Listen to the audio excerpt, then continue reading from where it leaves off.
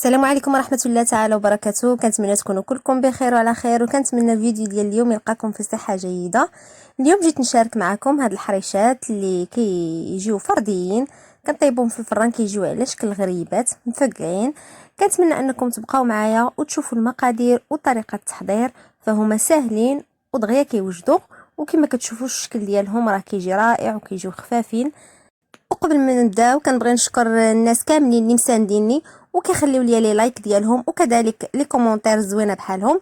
وكنبغي نشكر كذلك الناس اللي كيخليو لي التعاليق ديالهم والانتقادات ديالهم، فهما اللي كيخليونا نزيدوا للقدام. وبسم الله على بركه الله ندوزو للمقادير وطريقه التحضير.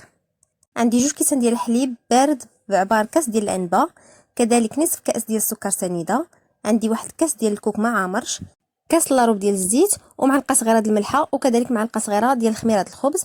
عندنا بيضه واحده، وعندنا كذلك الزبيب اللي سبق ليا وفزكته وقطعته على هذا الشكل، وعندنا النكهه ديال الحامض وكل واحد يستعمل النكهه اللي بغا. وعندي هنايا السميده ديال الحرشه اللي ما عطيتكمش المقدار ديالها لانها كتختلف من النوعيه الاخرى.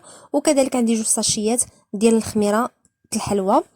نبداو بسم الله على بركه الله. اولا غنبداو بالبيضه ديالنا، غنديرو على هذا الشكل.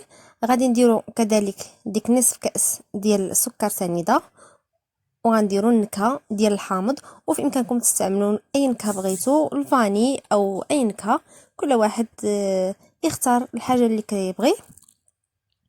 غادي نخلط هاد المكونات ديالي، البيضه والسكر وكذلك النكهه، ومن بعد غنبدا نضيف المكونات الاخرى.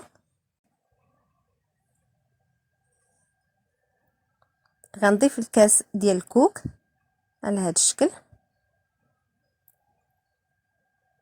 وغنضيف الكاس ديالي ديال الزيت، كاس قل ربع. غندير كذلك الملحه والخميره، وغنحرك الخليط ديالي واحد شويه.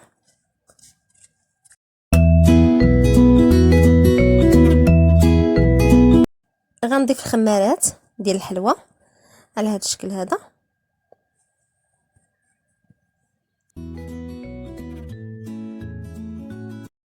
غنضيف كذلك الزبيب، في امكانكم تعوضوا الزبيب بكاوكاو او باللوز او بالفواكه المعسله.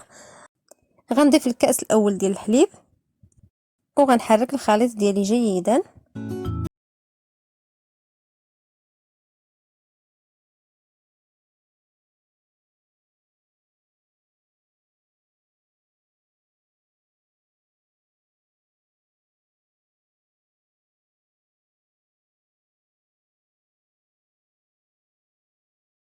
ديال الحليب، وغنستمر كذلك في التحريك. ومن بعد غادي نبدا نضيف السميده ديالي بشويه بشويه حتى نتحصل على القوام اللي انا باغياه. كما كتشوفوا ما تضيفوش السميده دقه واحده، غير بشويه بشويه. ما خصناش الخليط ديالنا يكون عاقد، يعني غنخليوها مرخوفه شويه.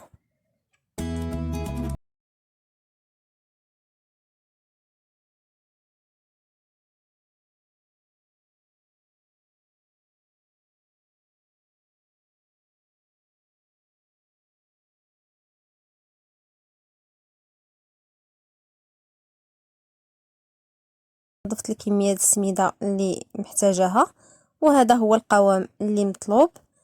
غادي ندوز دابا ونخليها ترتاح 5 دقائق. ومن بعد ما خليتها تحت واحد 5 ديال الدقائق، غندوز دابا وغنخلطها على هذا الشكل هذا كما كتشوفوا. وغادي نبدا نشكلها كويرات، كويرات متوسطين على هذا الشكل هذا. كندوزها في السميده رقيقه، نفس السميده نيت اللي استعملت، واللي بغى يدير السميده الغليظه في امكانه يديرها.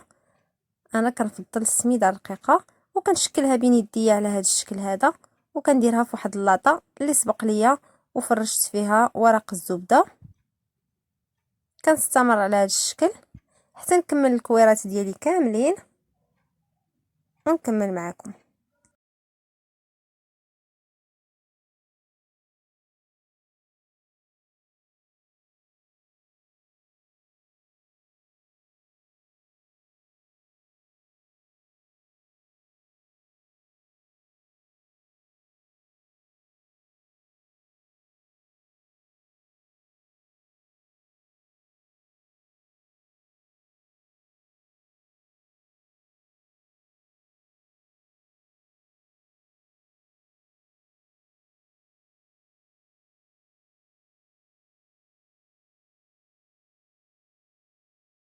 كما كتشوفوا السميده ديالنا راه حنا خدامين فيها وفي نفس الوقت راه كتشرب.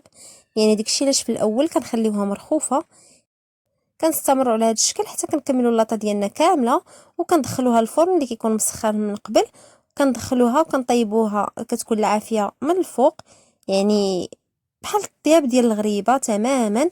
كنديروها من الاسفل والنار من الفوق حتى كتشقق، عاد تنطلعوها الفوق باش تحمر لينا من التحت. وهذا هو الشكل النهائي ديال الحريشات ديالنا من بعد ما خرجناهم من الفرن. كيجيو على هذا الشكل، فهما كيجيو مشقين فكاين بحال الغريبه تماما، وكيجيو زويونين في المذاق مع ديك الكوك والزبيب والنكهه ديال الحامض. كما كتشوفوا هذا هو الشكل ديالهم كيفاش كيجيو من الداخل. كنتمنى ان الفيديو ديال اليوم يكون نال اعجابكم. ما تنساوش ديروا جيم، تبارطاجيوه مع الاصدقاء ديالكم، وتشتركوا اللي باقي ما اشتركش. وما بقى لي غير نقول لكم الى اللقاء في فيديو اخر ان شاء الله، في امان الله وحفظه.